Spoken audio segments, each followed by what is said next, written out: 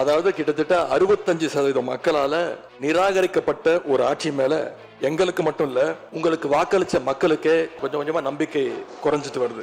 NDA கூட்டணியில போட்டியிட்ட ஒரு சட்டமன்ற உறுப்பினரை அந்த கட்சி தலைவருக்கே தெரியாம இந்த ஆட்சிக்கு ஆதரவு தர வச்சீங்க. ஆட்சிக்கு வர்றதுக்கு முன்னாடியே குதிரை பேரத்துல ஈடுபடுறாங்கன்னு சொன்னார். நேற்று சொல்லியிருக்கிறாரு, மாற்றம் மாற்றம்னு சொன்னீங்க, இது மாற்றம் இல்ல துர்நாற்றம் அப்படின்னு சொல்லியிருக்கிறார். பிளவுபட்ட குரூப்ல இருக்கக்கூடிய ஒரு தலைவரோட வீட்டுக்கு ஒரு புது சோஃபா போகுது.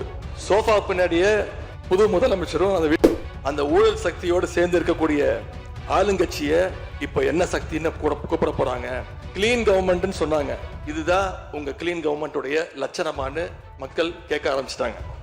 நீங்க கூவத்தூரையும் மிஞ்சிற அளவுக்கு அடிக்கிற கூத்த பார்க்கும் போது இந்த அரசு எத்தனை நாளைக்கு நீடிக்க போகுதுன்னு மக்களுக்கு அந்த சந்தேகம் வர ஆரம்பிச்சிருச்சு.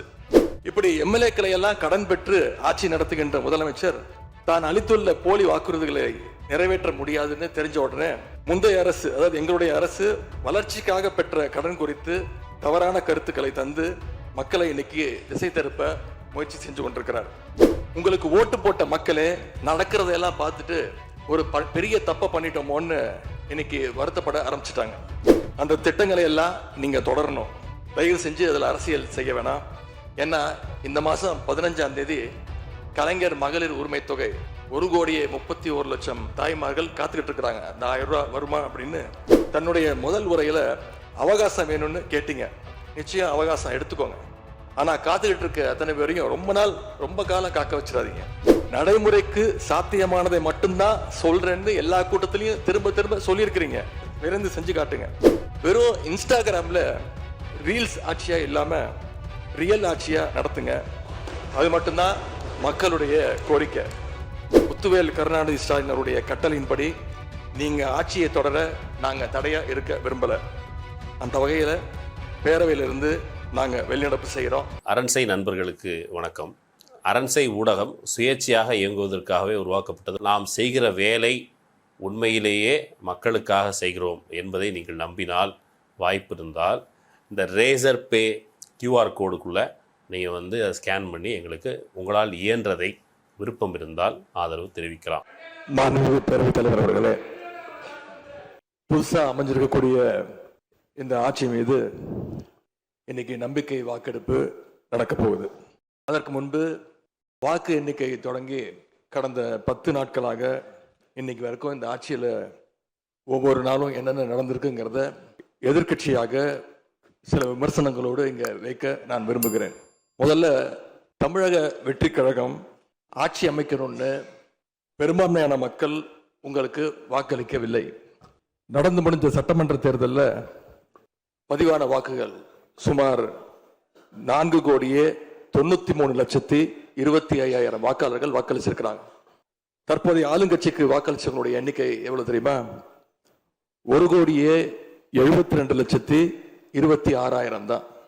மீதம் இருக்கக்கூடிய சுமார் 3,21,00,000 பேரும் நம்பிக்கை கோருகின்ற இந்த கட்சிக்கு, உங்க கட்சிக்கு எதிராக வாக்களிச்சிருக்கிறாங்க என்பதை நீங்க புரிஞ்சுக்கணும்.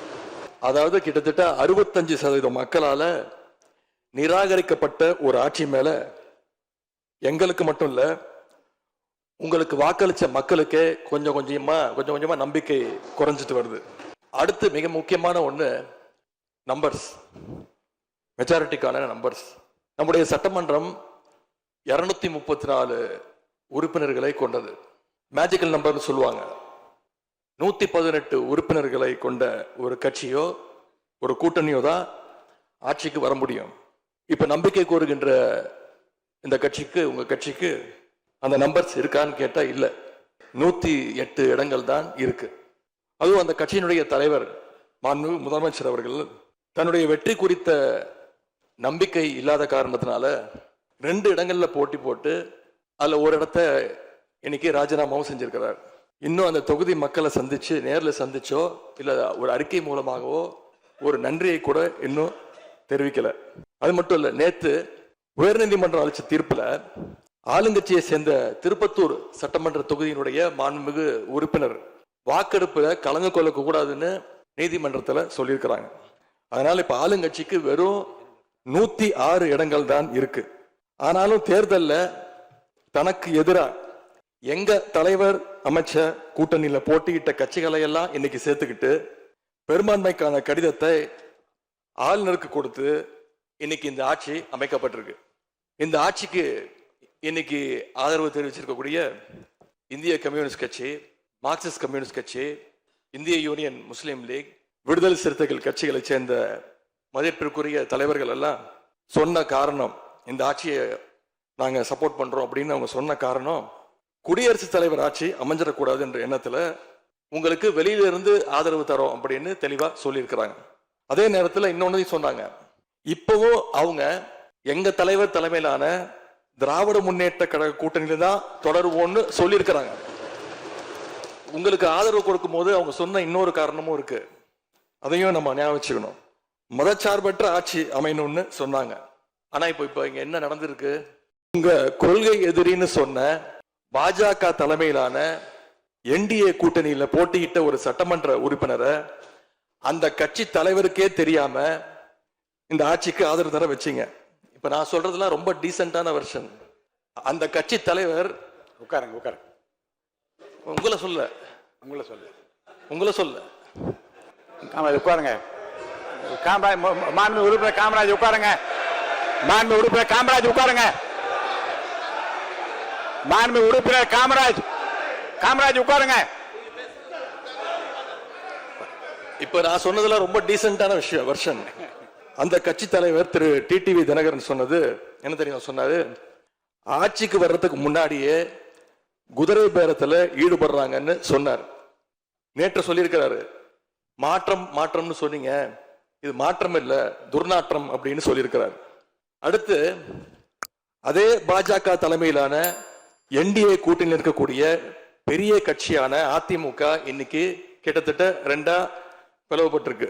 பிளவுபட்ட ஒரு குரூப் உங்களுக்கு ஆதரவு தெரிவிச்சிருக்கிறாங்க. அடுத்து நடந்த இன்சிடென்ட் தான் மிகப்பெரிய ஒரு ட்விஸ்ட். பிளவுபட்ட குரூப்ல இருக்கக்கூடிய ஒரு தலைவரோட வீட்டுக்கு ஒரு புது சோஃபா போகுது. சோஃபா பின்னாடியே புது முதலமைச்சரும் அந்த தேர்தல் நேரத்தில் ஊழல் சக்தின்னு சொன்னீங்க. ஆனா இன்னைக்கு சோசியல் மீடியால மக்கள் உங்களை பார்த்து கேள்வி கேட்க ஆரம்பிச்சிட்டாங்க. என்ன கேட்கறாங்க தெரியுமா, அந்த ஊழல் சக்தியோடு சேர்ந்து இருக்கக்கூடிய ஆளுங்கட்சிய இப்ப என்ன சக்தின்னு கூப்பிட போறாங்க. கிளீன் கவர்மெண்ட் சொன்னாங்க, இதுதான் உங்க கிளீன் கவர்மெண்ட்டுடைய லட்சணமானு மக்கள் கேட்க ஆரம்பிச்சிட்டாங்க. இப்படி நீங்க கூவத்தூரையும் மிஞ்சிற அளவுக்கு அடிக்கிற கூத்த பார்க்கும் போது இந்த அரசு எத்தனை நாளைக்கு நீடிக்க போகுதுன்னு மக்களுக்கு அந்த சந்தேகம் வர ஆரம்பிச்சிருச்சு. முதல் கோணலே முற்றிலும் கோணல்ன்ற மாதிரி உங்க நடவடிக்கை எல்லாமே இன்னைக்கு நடந்துகிட்டு இருக்கு. இப்படி எம்எல்ஏக்களை எல்லாம் கடன் பெற்று ஆட்சி நடத்துகின்ற முதலமைச்சர் தான் அளித்துள்ள போலி வாக்குறுதிகளை நிறைவேற்ற முடியாதுன்னு தெரிஞ்ச உடனே முந்தைய அரசு, அதாவது எங்களுடைய அரசு வளர்ச்சிக்காக பெற்ற கடன் குறித்து தவறான கருத்துக்களை தந்து மக்களை இன்னைக்கு திசை திருப்ப முயற்சி செஞ்சு கொண்டிருக்கிறார். பெரும்பான்மையும் இல்லாத, அரசியல்ல அடிப்படை நேர்மையும் அல்லாத இந்த அரசு நல்லாட்சி தரும், தமிழ்நாட்டு மக்களுடைய உரிமைகளுக்காக போராடும்னு மக்களுக்கு துளியும் நம்பிக்கை இல்லை. முக்கியமான ஒரு விஷயத்தை இங்க நான் பதிய வைக்க விரும்புகிறேன். உங்களுக்கு ஓட்டு போட்ட மக்களே நடக்கிறதையெல்லாம் பார்த்துட்டு ஒரு பெரிய தப்பை பண்ணிட்டோமோன்னு இன்னைக்கு வருத்தப்பட ஆரம்பிச்சிட்டாங்க. மக்களுடைய அந்த உணர்வை வெளிப்படுத்தும் விதமா இந்த ஓட்டெடுப்பில் கலந்துக்காம திராவிட முன்னேற்ற கழக உடன்பிறப்புகள் உறுப்பினர்கள் நாங்க வெளிநடப்பு செய்ய போறோம். நாங்க வெளிநடப்பு செஞ்சாலும் அதனால பேரவையுடைய எண்ணிக்கை அளவு குறைஞ்சு நீங்க நிச்சயம் இந்த வாக்கெடுப்புல வெற்றி பெறதான் போறீங்க. அப்படி வெற்றி பெற்ற பிறகாவது மக்களுடைய நம்பிக்கையை காப்பாத்துற மாதிரி உங்களுடைய பணிகள் இருக்கணும், உழைங்க. எங்க தலைவர் திரு முத்துவேல் கருணாநிதி ஸ்டாலின் அவர்கள் கடந்த 5 வருஷமா ஒவ்வொரு குடும்பத்துக்கும் பார்த்து திட்டங்களை நிறைவேற்றி கொடுத்தார். அந்த திட்டங்களை எல்லாம் நீங்க தொடரணும். தயவு செஞ்சு அதில் அரசியல் செய்ய வேணாம். ஏன்னா இந்த மாசம் 15ஆம் தேதி கலைஞர் மகளிர் உரிமை தொகை 1,31,00,000 தாய்மார்கள் காத்துக்கிட்டு இருக்கிறாங்க. இந்த 1000 ரூபாய் வருமா அப்படின்னு காத்துக்கிட்டு இருக்கிறாங்க. அதே மாதிரி புதுமை பெண் திட்டம், தமிழ் புதுவன் திட்டங்கள்ல காலேஜ் போற ஸ்டூடெண்ட்ஸ் அவங்களுக்கு வர மாசம் வர கல்வி ஊக்கத்தொகை 7ஆம் தேதி கொடுத்துருக்கணும், இது வரைக்கும் வரல, அவங்களும் காத்துக்கிட்டு இருக்கிறாங்க. இப்ப ஸ்கூல் இல்லைனாலும் ஜூன் 2ஆம் தேதி ஸ்கூல்ல ரீஓபன் பண்ண போறாங்க. அப்ப காலை உணவு திட்டத்துக்காக பள்ளி மாணவர்கள்லாம் காத்துக்கிட்டு இருக்கிறாங்க. இப்படி பல்வேறு திட்டங்கள் இருக்கு. நான் முதல்வன் திட்டம், தாய் மாணவர், அன்பு கரங்கள்னு பல்வேறு திட்டங்களுடைய பயனாளிகள்லாம் ஆவலோடு காத்துக்கிட்டு இருக்காங்க. இந்த அரசு என்ன செய்ய போகுதுன்னு காத்துக்கிட்டு இருக்கிறாங்க. அதனால நான் உங்ககிட்ட கேட்டுக்கொள்றது, மாண்புமிகு முதலமைச்சர் அவர்கள் பதவியேற்றதும் தன்னுடைய முதல் உரையில அவகாசம் வேணும்னு கேட்டீங்க. நிச்சயம் அவகாசம் எடுத்துக்கோங்க. ஆனா காத்துக்கிட்டு இருக்க அத்தனை பேரையும் ரொம்ப காலம் காக்க வச்சிடாதீங்க. அது மட்டும் இல்ல, தேர்தலுக்கு முன்னாடி பல கவர்ச்சியான வாக்குறுதிகளையும் நீங்க கொடுத்திருக்கிறீங்க. மக்கள் அதுவும் ஞாபகம் வச்சிருக்கிறாங்க. மகளிருக்கு மாசம் 2500 ரூபாய், ஆண்டுக்கு 6 சிலிண்டர், தங்க செயின், மோதிரம், பட்டுப்புடவை, வேலையில்லா இளைஞர்களுக்கு உதவித்தொகைன்னு அந்த லிஸ்டும் நீண்டுட்டே இருக்கு. பெரிய லிஸ்ட் தான். அதுல ஒரு சில வாக்குறுதிகளாவது முதல் கையெழுத்துல நீங்க நிறைவேற்றுவீங்கன்னு மக்கள் எதிர்பார்த்தாங்க. நீங்க வாக்குறுதிகளை சொல்லும் போது நடைமுறைக்கு சாத்தியமானதை மட்டும்தான் சொல்றேன்னு எல்லா கூட்டத்திலையும் திரும்ப திரும்ப சொல்லியிருக்கிறீங்க. விரைந்து செஞ்சு காட்டுங்க. இந்த நேரத்தில் எங்க திராவிட மாடல் ஆட்சியை பத்தி நான் ஒன்னே ஒன்று மட்டும் குறிப்பிட விரும்புறேன். நாங்க ஆட்சிக்கு வரும்போது 2021 கடுமையான கோவிட் பெருந்தொற்று காலம், செகண்ட் வேவ். அப்ப மாநிலத்துடைய பொருளாதார வளர்ச்சி எவ்வளவு தெரியுமா? வெறும் 0.7%. அந்த நிலையிலையும் எங்க தலைவர், எங்க முதலமைச்சர் அப்போ முதல் கையெழுத்திலேயே மகளிருக்கு விடியல் பயண திட்டத்தை கொடுத்தார்.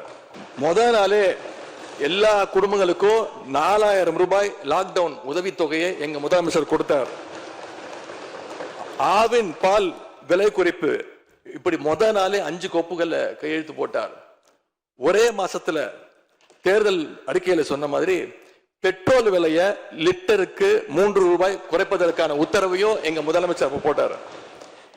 இப்படி கடுமையா உழைச்சதுனாலதான் இன்னைக்கு 5 ஆண்டு முடிவில் இந்தியாவிலேயே பொருளாதார வளர்ச்சியில நம்பர் 1 மாநிலமாக இன்னைக்கு தமிழ்நாட்டை எங்களுடைய தலைவர் மாத்தி காட்டியிருக்கிறார்.